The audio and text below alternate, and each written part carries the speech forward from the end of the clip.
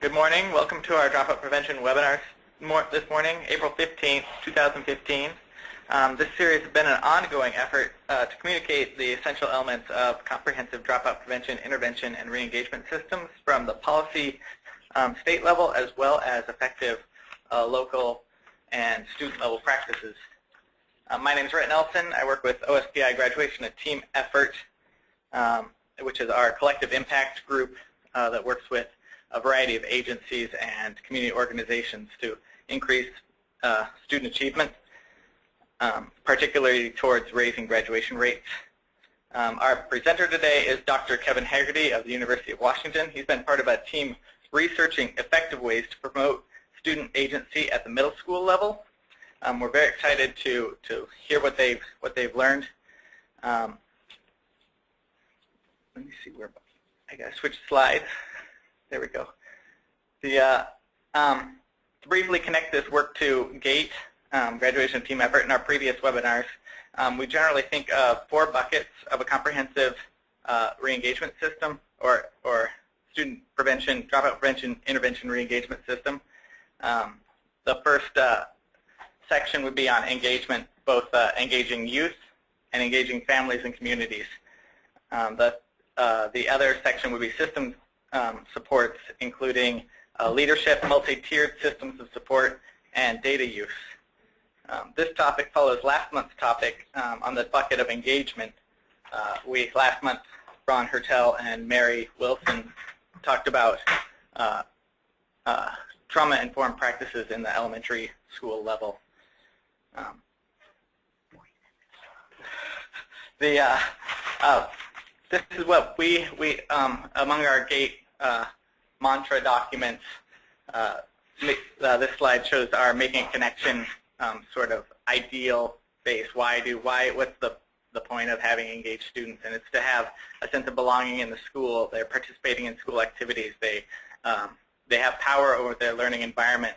There are opportunities to personalize their school experience. They understand the relevance of school and the activities as well as how that connects to post-secondary goals, and they're prepared to move to the next step, whether it's technical community colleges, apprenticeships, university, higher skilled options through the military, or other career and technical training programs. This webinar focuses on the middle school level of that. Think about this in our multi-tiered system of support. The practices we talk about today will hopefully not only increase student achievement, but we'll see a reduction in the needs for more intensive, more expensive, more time-consuming Tier 2 and Tier 3 services to students. So I've talked too much already, and without further ado, I'd like to send this over to Dr. Kevin Haggerty. And Kevin, whenever you can start. Well, good morning. I'm Kevin Haggerty, and I'm here with Steve Ottinger, and we're pleased to talk with you a little bit today about some work we've been doing, kind of with collaboration. This work has come out of a collaboration with the Office of Superintendent of Public Instruction, especially under the guidance of Mike Hubert, and work with the Rakes Foundation around how do we promote and build stronger student agency, stronger student ownership and learning. And so if you stop and think about the word agency, just think about what are words that come to your mind when you think of the word agency. And they're probably words like ownership, engagement, motivation, drive. And the Rakes Foundation was really interested in not only knowing that these things predict stronger student academic success, but that we want to know what can we do to actually build stronger agency in classrooms.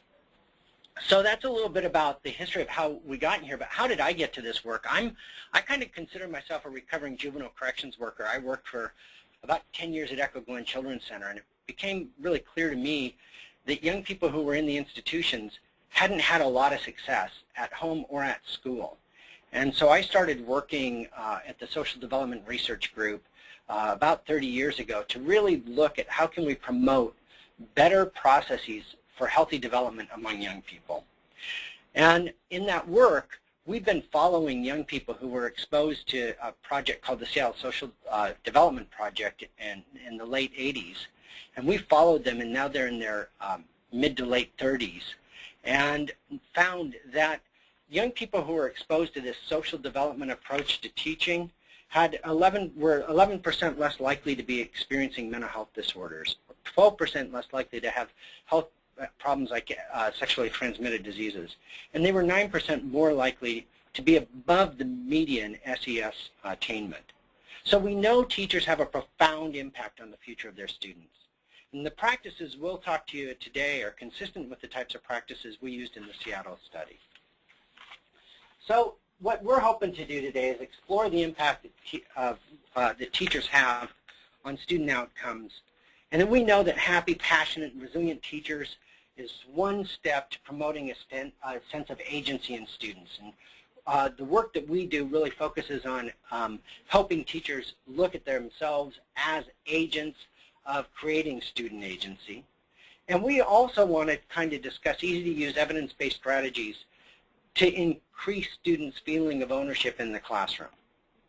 And so we're going to do that, but I want to highlight a few things. I really appreciate what you did, Rhett, by reminding people that we're really kind of focusing on the green area here, the focus on how do we create a positive environment for learning where all kids feel like they have an agency and ownership in their learning. And so we'll be looking at strategies that are more universal rather than secondary or tertiary kinds of strategies. And we know there's a danger here because there's always the kid for whom something won't work. And it's really easy to jump into, whoa, this won't work for this kid. But we really wanted to think about the broader approach of creating positive learning environments for young people. And we also know that an ounce of prevention is better than the pound of cure, and a lot of the work that we're talking about is how creating that positive social environment to create a preventive environment or promotive environment for student agency and learning. And just one other thing that Clay, Dr. Cook, who is a colleague of ours and has also helped in this work from the College of Education, always reminds me is that it's hard to pay attention all day and be interested in everything. And as middle school teachers, it's always important for us to keep that in mind that, yeah, it really is hard all day to stay focused and interested in everything. I know that even in the course of this this webinar, it will be hard for people to stay focused and interested in everything we talk about here. And probably people are multitasking even at this time. So it's an important thing to keep that in mind. Here are a couple things that we provide in thinking about building student agency. We've developed 3 different modules. The first module is really about teacher well-being. And we use Dr. Cook's achiever model to help teachers focus on their own belief and agency in helping students achieve. And then we focus on both teacher-driven strategies and student-driven strategies. And today we want to talk about a few of those things. And Steve's going to give you a little bit of an overview about those things. Unless folks have questions, we'll turn it over to Steve to talk a little bit about the reason for this investigation and how we got here. So Steve, why don't you tell them a little bit about that? All right. So as we were saying before, a lot of the different efforts and a lot of the reviews in the literature so far are really around programs and comprehensive interventions. And while these are really effective, there's some limitations to this as well.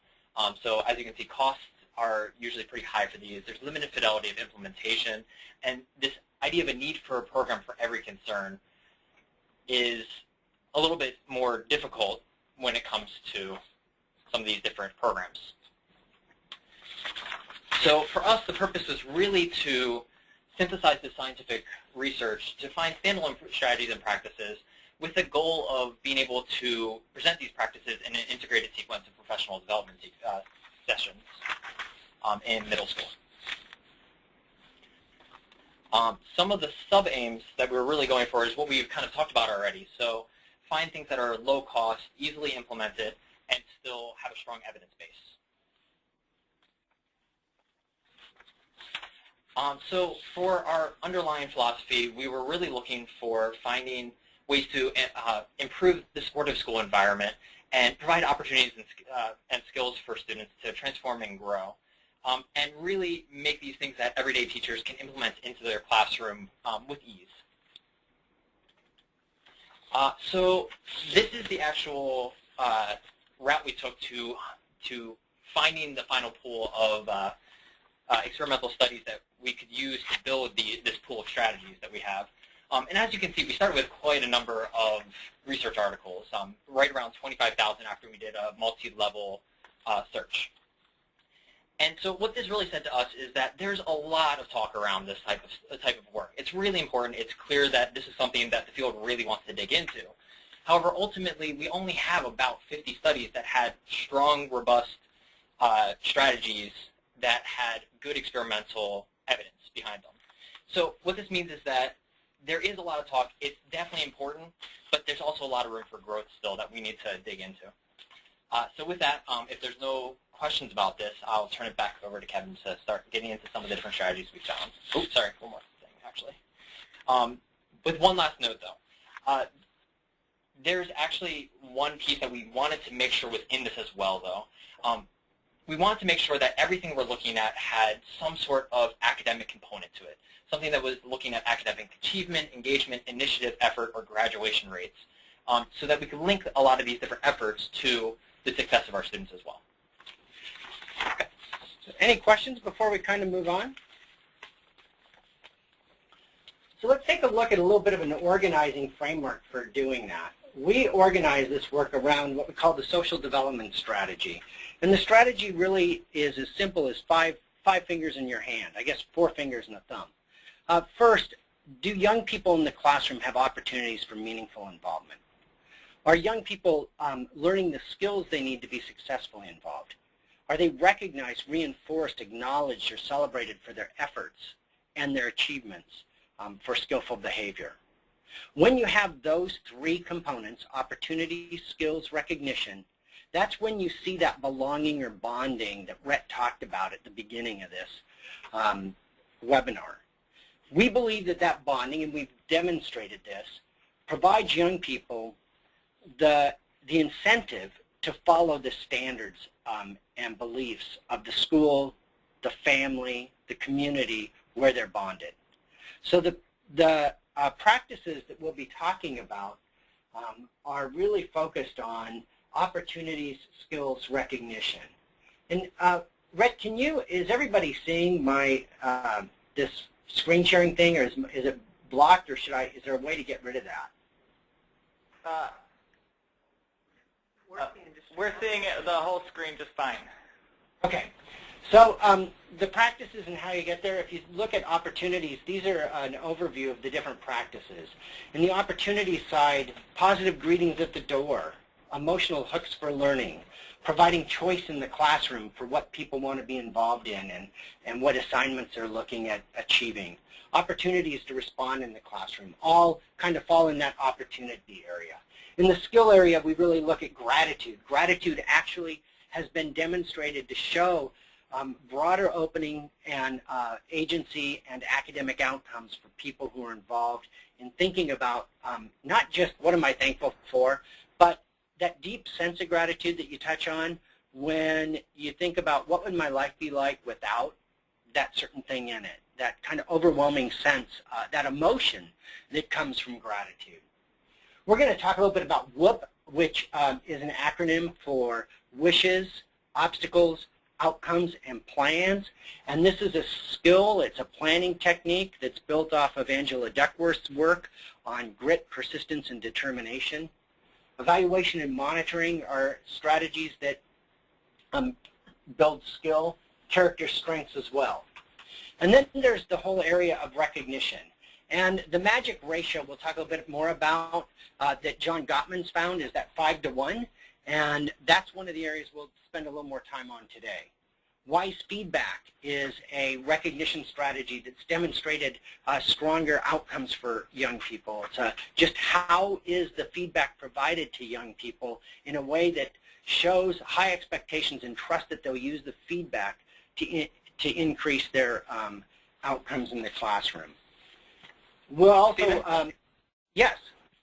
Can I interrupt for a second? I have a question from the field. You might answer this when you get into this section, but on the gratitude, Yes. what are we talking about with gratitude? Who's demonstrating that? Is it teachers? Is it the students? Where do we see that?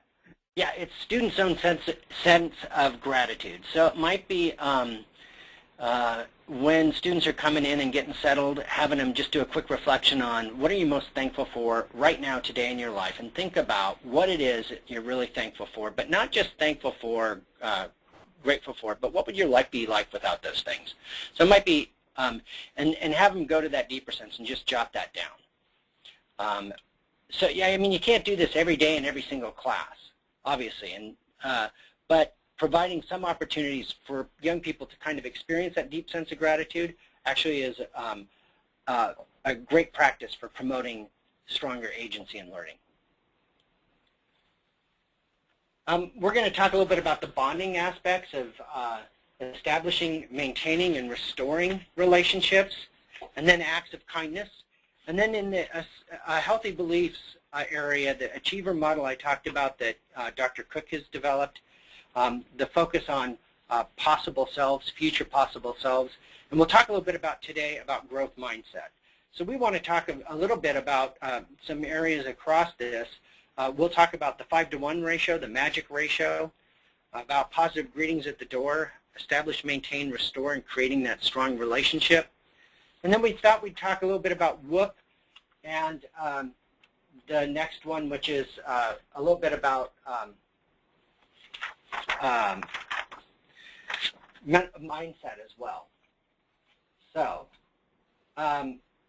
so really, bottom line, as people who work in middle schools, I think everybody knows that it really is all about the relationship.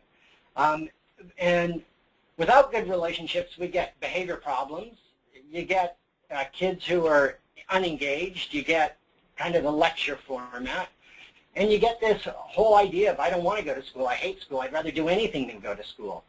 With good relationships, with those strong foundations of a strong relationship, you do have that stronger sense of engagement, that stronger sense of learning, that feeling that they can achieve, that independence work that goes on, the stronger sense of student agency. And that as a teacher, one of the things that's been really important for us to realize is teachers feel better about the work they're doing when they're engaging in these practices. And I think that's been one of the coolest things for us in talking with teachers about this. So think about, for a minute, we're talking about relationships. Think about what's the difference between an acquaintance that you have and a positive relationship. Just think for a minute about that.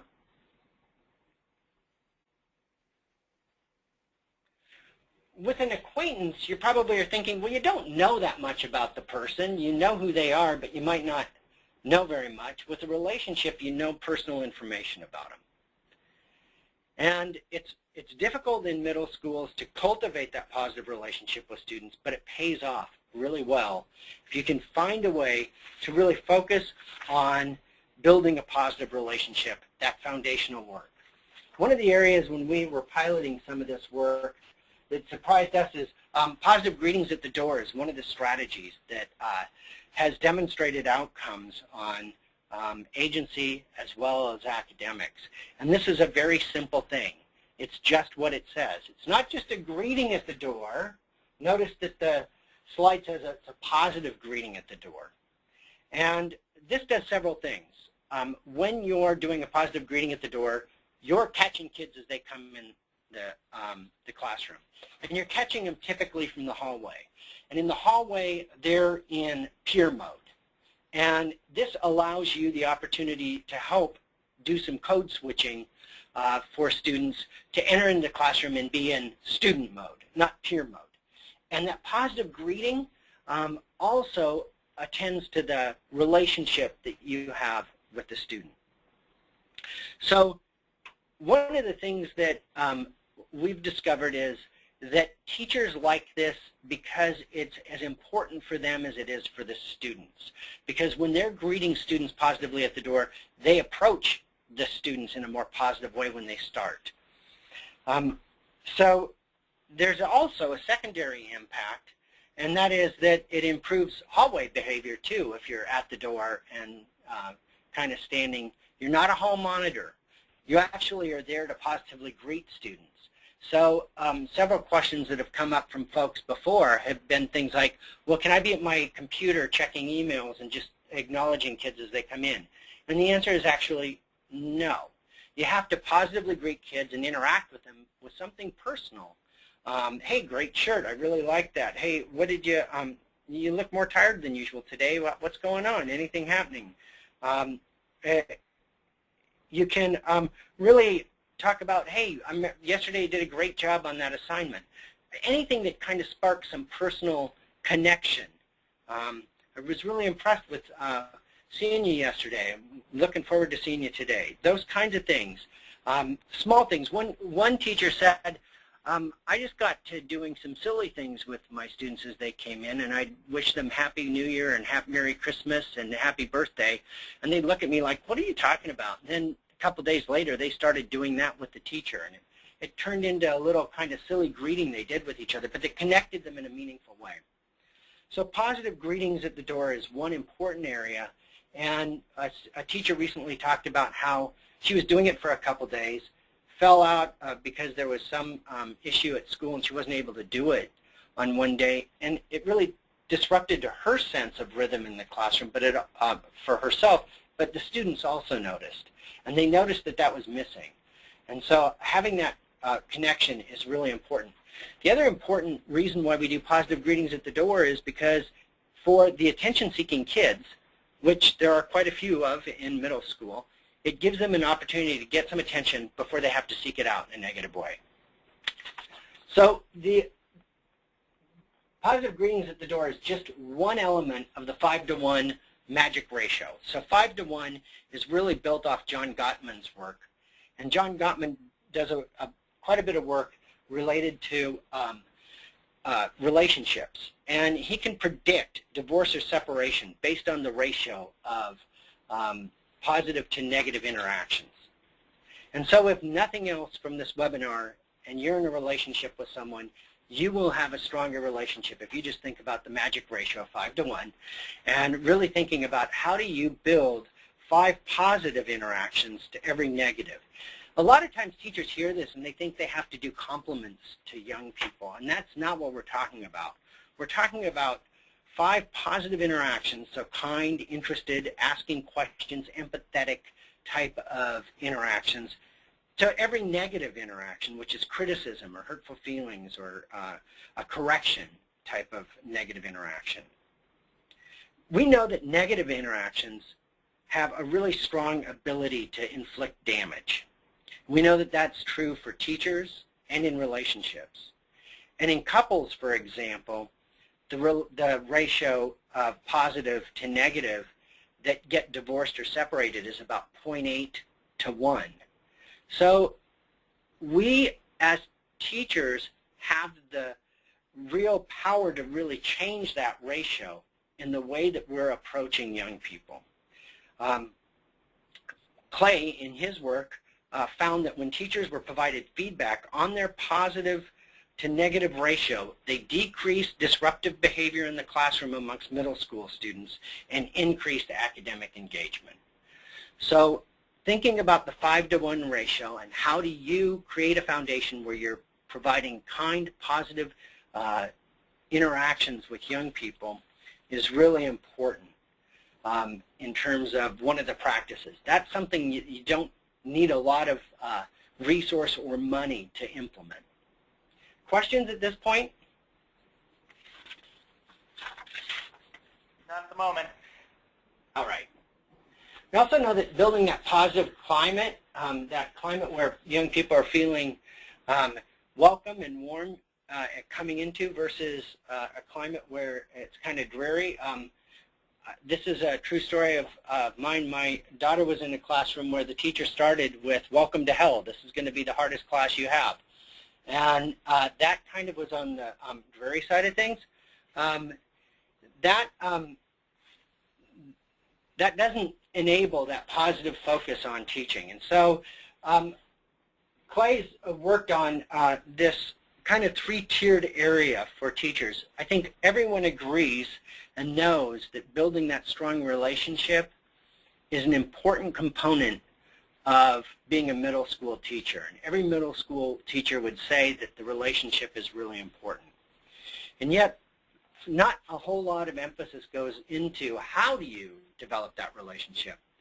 And so we use the EMR as a strategy to that's been demonstrated to show stronger agency.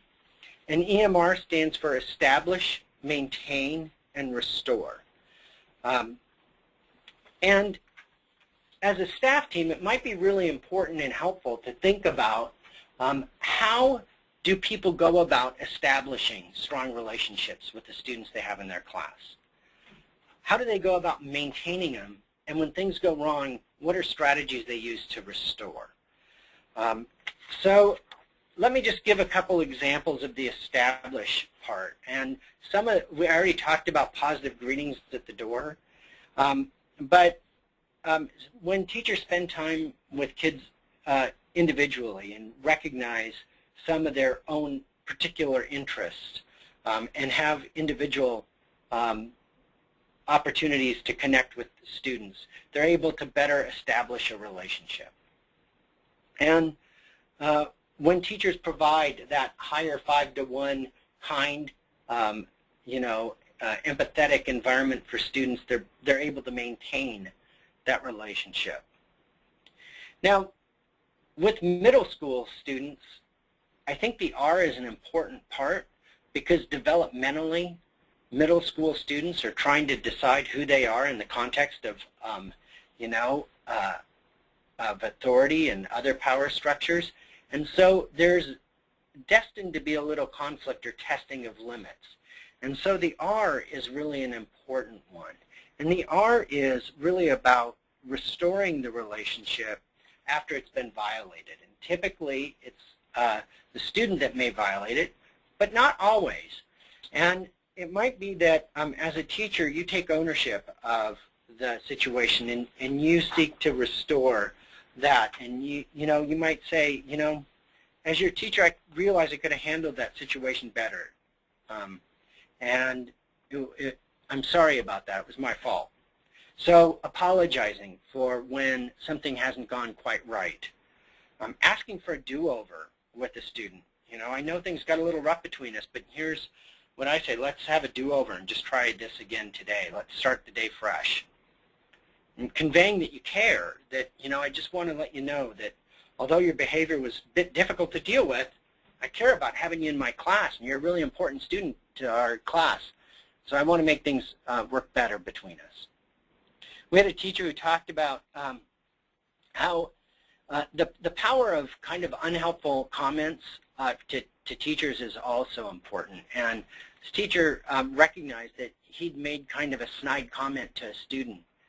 And he went to bed and really was having trouble sleeping because he couldn't kind of get away from that nagging feeling like he kind of crossed the line and was a little bit negative to that student. And the next day he apologized to the student and said, look, I want to restart. I know I was having a tough time with what was going on, and I just am thinking maybe it'd be great if we restart a little bit. And to his surprise and appreciation, the student said, yeah, I apologize too. I was having a tough day too. And so it created that connection between the teacher and the student around, yeah, that was not okay behavior. And it wasn't okay the way the teacher responded to that behavior either. And both of them took responsibility for that. So EMR, I think a lot of the magic in the EMR is in the restoring the relationship and understanding the need to restore the relationship, and that the teacher has some ownership in doing that when things go awry. So I just want to pause for a minute and see if there's questions or comments. I do have a question. First off, what is, Mona Thompson would like to know what the research is that supports the 5-to-1 ratio and establish the maintain, restore model. If you don't have that right now, too, we can get it to her later. But Sure.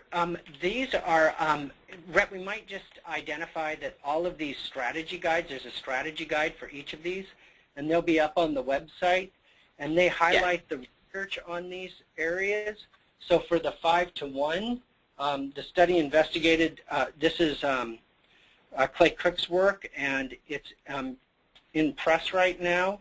And the study investigated that when teachers were provided feedback on their positive to negative ratio and encouraged to increase the positive interactions, they saw decreased disruption and increased academic engagement. So there's a couple of citations there around the application to middle school students. And there's a really strong research foundation around the research base for relationships overall. The application to middle school students is getting stronger. And then the establish, maintain, restore, as well as work that Dr. Cook has been doing. And when they were trained in the EMR strategy, they were able to see improved academic engagement at the student level outcome, stronger student relationships, and decrease disruptive behavior. And that's an article that's in press as well. That's great. And we will have, they provided me, Rhett, with their practice guides for all of these different strategies here that will go on our website following this webinar. One more question from the field is concerned that by being humble or apologizing, can you lose authority in the eyes of your students or in the class?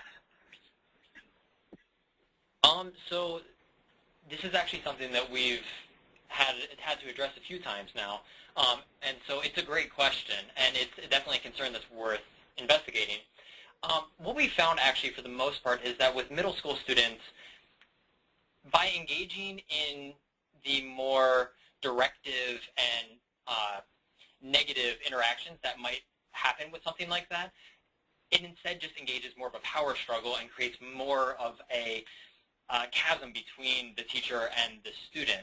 Whereas engaging the student where they're looking for you to engage gives them the opportunity to actually come, like in the example that Dr. Haggerty gave, it gives the student the opportunity to actually cross and come to the teacher where the teacher is as well. And to our experience so far and to the examples that we've heard from teachers who have tried these strategies, for the most part, students are willing to do that. If not right away, it will build over time, and over time students begin to understand that the teacher is looking out for them and is interested in them meeting them where they are. And so giving the student that opportunity is really a part of what this is really about, and giving them the chance to engage in the relationship as well. And that's what part of this is about, student agency and building student agency and ownership. And if they have some ownership in defining the issues, that can be helpful. The reality, though, is this isn't going to work with every student, and there are students where it could undermine the authority, and you'd have to be selective about how and when you use it.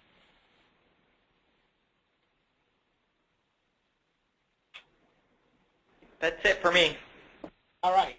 So the next thing we want to talk about is, we talked about positive interactions, and we also do want to just talk quickly here just about praise versus positive interactions. And, I talk a little bit about the just that there's both verbal and nonverbal ways to interact in a positive way. But then there is the good praise that is specific and contingent and really important to being effective. And we'll talk about this a little bit more when we talk about mindset. It's important to focus on effort rather than just on outcome, and really helping students understand that their effort is, the work they're doing is really important to praise as well. So I want to talk also a little bit about WHOOP. And WHOOP, you might be familiar with Angela Duckworth's work on the predictors of things like grit, persistence, and determination making a difference for students. And this is highlighted in Paul Tuff's book, who wrote about how students succeed. And there's a lot of talk about the importance of motivation and grit and determination in student success. And yet we're left with a question about how do we promote these characteristics. And Angela Duckworth and her colleagues have tested a strategy that's been called mental contrast with implementation intention. And that's kind of a mouthful. And so fortunately, they changed the name to WOOP, W-O-O-P. And it's pretty simple, and it offers a subtle twist on what many of us do already. And what we already do is kind of a goal-setting approach. And WOOP stands for wishes, obstacles, outcomes, and plan. And again, there's a strategy guide that provides some tools to help do this, and just some kind of worksheets to help think through how to move through this. But the contrast here is with the obstacle. And the twist on doing this goal setting is around having students identify what are the obstacles that will get in the way of achieving their plan, and then mental rehearsal around how they'll overcome those obstacles. So if the specific wish is, or the outcome is, I want to get 90% on my math test, instead of saying, okay, what do you need to do to get to the 90%? How are you going to study? What's going to happen? That you work at identifying the obstacles with students to overcome. Like, well, what will get in the way of you getting to 90%? And they might say, well, instead of studying, I play video games. I want to play video games after school. And so then they work on identifying the outcomes they wish for is the 90%, and they make a plan on overcoming the obstacles rather than just focusing on the steps to get there. And so it's kind of a small twist on something many of us already do in goal setting with students, but it helps identify the barriers that get in the way of doing that. And in the research that's been done by a number, there's at least 3 studies that have identified improved academic performance, motivation, and effort, and improved grades using mental contrast with implementation intention, or WOOP, as they are now calling it. And WOOP is, if you just Google WOOP, there's actually even an app that you can download to help kind of think about how to provide meaningful goal setting and overcoming obstacles and planning. So it's a great tool that, again, you can't use this all the time, but as you're moving into a larger project, middle school teachers can use WOOP as what's going to get in the way of you getting to the outcome of this project, and think about the obstacles rather than just the plan. It can be helpful. And the next thing we wanted to talk about a little bit about is the whole idea of mindset. And I'm sure folks are familiar with Carol Dweck's work on mindset and fixed mindset and growth mindset. And really it comes down to how cool the brain is. Because especially during this middle school time frame, everyone knows that the brain is growing dendrites and really creating those neural pathways based on the activities that young people are doing. And so it's really amazing because the brain not only is, it's very malleable and it's open to change. And so even in the context of a fixed mindset, that can actually change. But to be really focused on mindset and shifting of mindset, it's really important that you don't teach directly kind of mindset. You have to be kind of stealthful in the approach to mindset instruction. And one of the ways to be stealthful in the approach to mindset instruction is to focus on teaching young people about the brain and metacognition and how they learn. And one of the things that we know is that we know that intelligence and talent are not fixed at birth, but many young people think they are. I'm just dumb at math. I can't do it. Oh, you know, my mom couldn't spell either. I'm just a bad speller. Those are the kinds of fixed mindset things we might hear from students. And the growth mindset really focuses on the fact that actually we can improve and change the circumstance in working with young people, and that it actually takes hard work to get smart.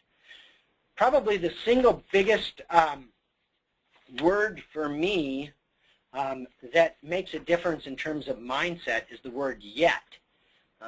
Because students might say, you know, I'm just no good at this, I can't get it. And as a teacher, you jump in and say, yeah, you can't get it yet. It takes a lot of work to get this. You have to struggle and practice. And it's about setting the environment that it takes work to get smart. And so there's two really important distinct areas to growth mindset. One is the student belief that they can grow in their mindset. And when students are working from that fixed mindset, they'll often see failure as the end of the road. That's the way they see themselves, rather than a growth mindset. The other side, too, is the teacher modeling and the teacher belief around incorporating growth mindset into their own teaching and language to encourage much better results in their students. This includes language around effort rather than intelligence, and talking explicitly about the process of learning rather than just ability and native ability. So we talked a little bit about praise and growth mindset language. These are kind of great words that are in fixed mindset words versus growth mindset words. And you can see in the growth mindset, yet shows up there pretty strongly, and will, chance to learn, can do better, I can keep getting better, you can keep getting better, you keep trying, I know it's hard right now, it will get easier, you work hard to get smart, all of that language that is stealthily helping emerge students into more of a growth mindset. So we just kind of wanted to highlight some of these simple and low-cost interventions to change to the kind of encouragement and feedback that students receive. They provide, you know, you can provide short lessons on how effort and hard work really can grow the brain and help the brain practice and increase academic capabilities. And you can, you know, this can be followed by written activities that students use to really think about activating their brain and advocating for growing their brain through hard work in the work they're doing. And these are just some of the strategies that have been independently tested, these practices. And we have the practice guides available. They'll be available, Rhett said, on the website. We'll be posting more of the other ones that I highlighted at the beginning over time. And we just wanted to kind of highlight the kind of acceptability of these practices to folks. And we'll do that, but we'll pause for questions first.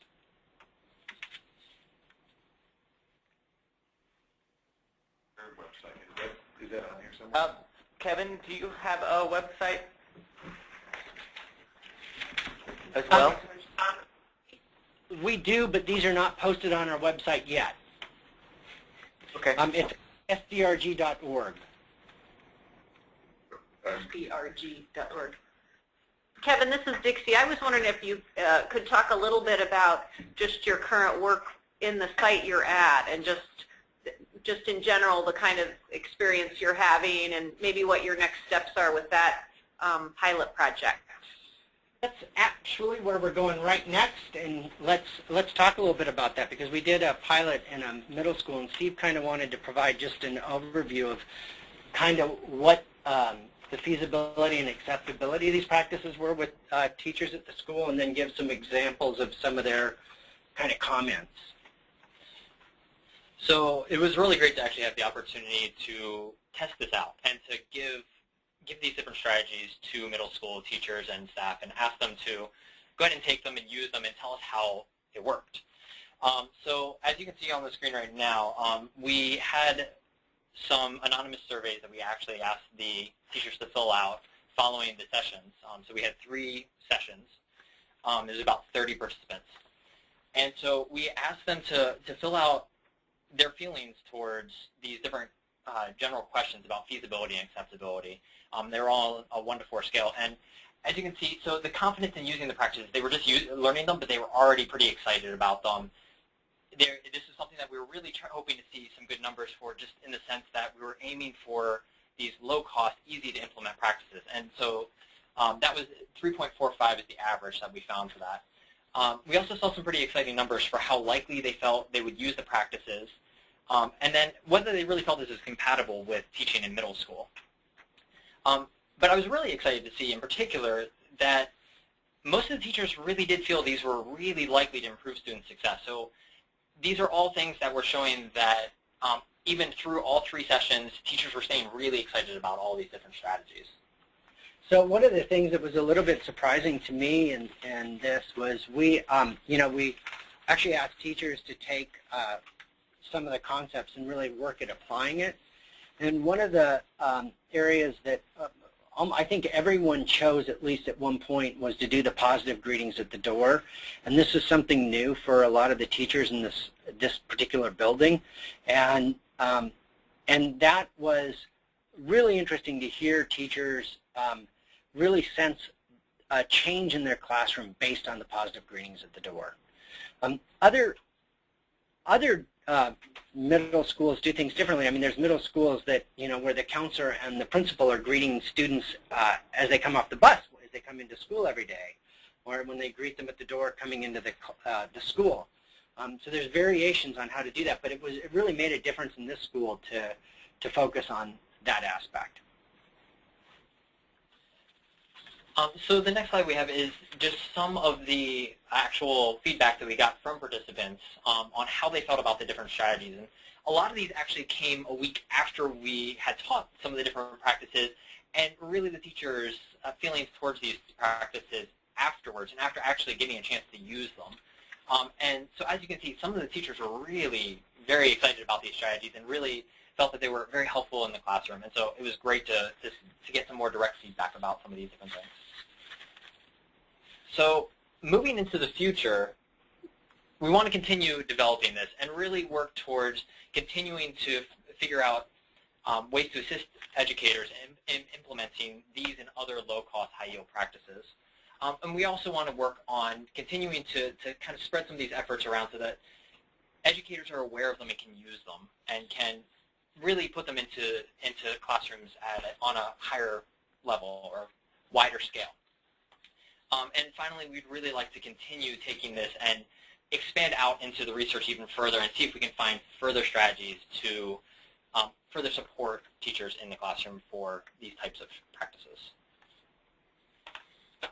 So, Dixie, does that kind of answer your question? It sure does. Folks here around our table here at OSTI are super excited to hear this and definitely want to continue the conversation with you, Kevin and Clay and Stephen. Yeah. Sorry, I keep trying to call you Scott, Stephen. And just, it's really exciting, and that comment about, this fires me up and gets me excited again. Certainly when I hear it, it just is so inspiring, and it seems so simple. And I'm sure you run into implementation problems when you get in a building, or just things that you didn't even realize would get in the way, but all these practices seem doable, and that's what's exciting. Right, and that's Kevin, hi. Kevin, this is Ron Hertel, and Dixie and I have done an email. Dixie's done an email introduction, and we're doing the Compassionate Schools work, and this is such an incredibly good fit for that I do hope to have some conversation with you about that. It would be great to do, and the strategy guides are really meant to be, what we want to try to do is make this as easily implementable with as low intensity of training as possible. Now, obviously, some of these things are pretty low intensity. Others take a little bit more time. I think in the work we did, Dixie, with the schools is people would have liked to have had more time to practice some things, even though they seem pretty straightforward. Once you're really in it, there's a lot of things that can go wrong. So people had questions. And so I would think that's kind of typical for implementation science, the check back and the coaching and just the ongoing, just checking in.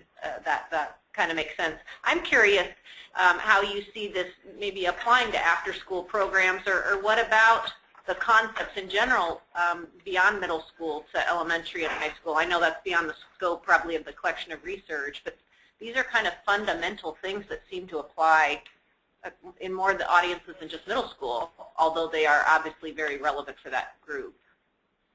Right. Actually, I'm actually missing the Roadmap Projects meeting right now. That part of Schools Out Washington is there, and they're really interested in the application to after-school and out-of-school programming for a lot of these things, because they're just so. There's a lot of. Sometimes it feels like, yeah, this is common sense, and you're really researching common sense, and in reality that's kind of true, but in reality too, we're not always doing these things, and these are not standards that are happening. So increasing the overall quality is an important aspect. So I think in out of school, it's very applicable, and we'd be happy to engage more in looking at that those opportunities. To elementary and high school, we do know that there is some application to elementary and high school, but what we were doing is really focusing on the middle school and adolescent period, and we did have to pull some things down from high school, but some of these are very applicable. I just don't have the research base to say for sure. Yes. So I can say that a number of the studies had actually quite a bit more evidence for them in the elementary school level. There's a lot more research into these types of practices in the elementary school level, or even in the high school level, and in adult populations. So that was actually one of the limitations. We just pulled up the slide that explained some of the different exclusions, and one of the exclusions was studies in the elementary school level. And so if we were to expand out into that kind of area, there's quite a bit more research actually in some of these different pieces. And that's one place I was actually hoping to take it at some point, is to start exploring how effective some of the practices that we've been using in elementary school would be for things like after-school programs or middle schools or in high schools even, and how to expand some of these different low-cost efforts that you see in elementary schools into wider use. I have a couple more questions from people listening in. One is, do you have any comment on why teachers believe that the practices, these practices that you're talking about, will improve success but are less likely to use them? Does that make sense? Yeah, I do, because it's hard. I think the teacher who asks, can I be checking my email and on my computer while I'm greeting students at the door, it's hard to do all these things.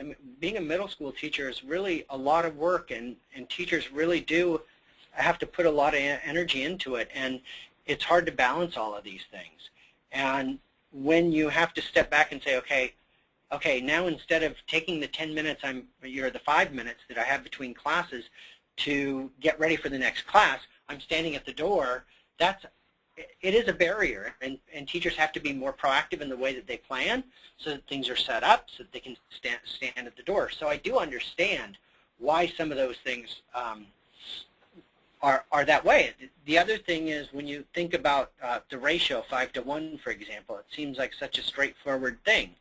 Well, it seems straightforward if you're in a pretty positive relationship, right?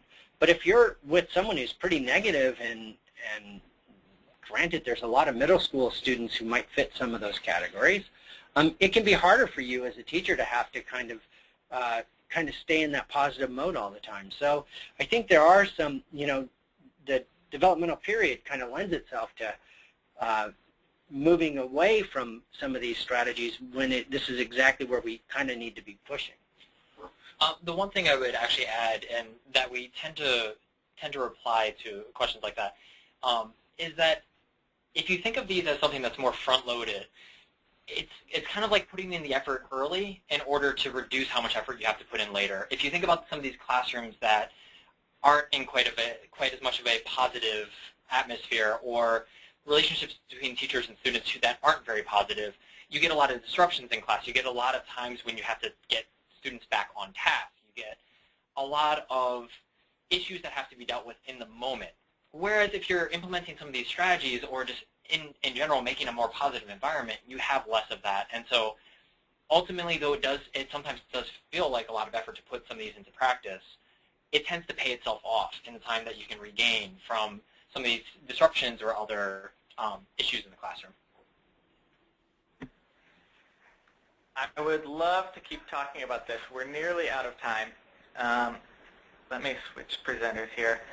Two things that it's reminding me of was last month's discussion about compassionate schools,